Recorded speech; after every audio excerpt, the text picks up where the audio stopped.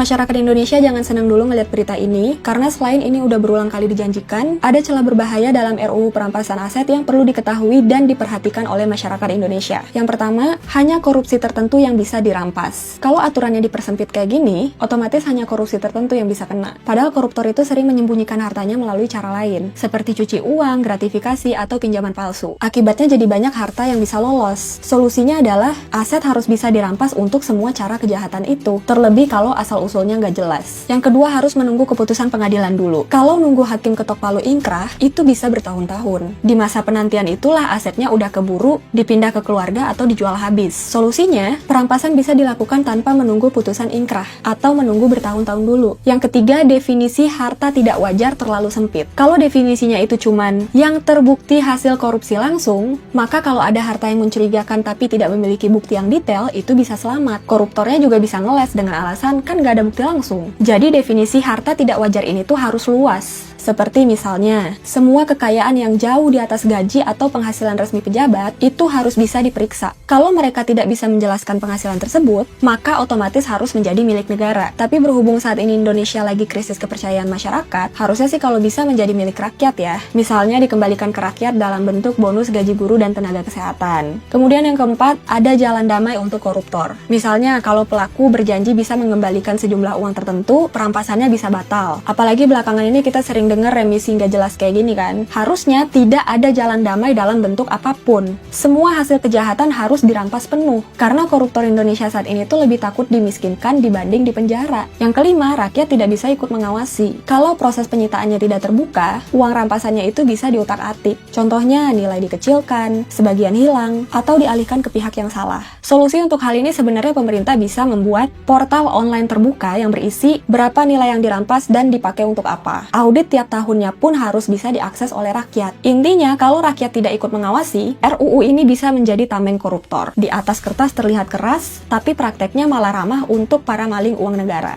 Jadi mohon banget nih ya kepada para DPR di Indonesia untuk bisa ikut mengawasi, bukan ikutan korupsi.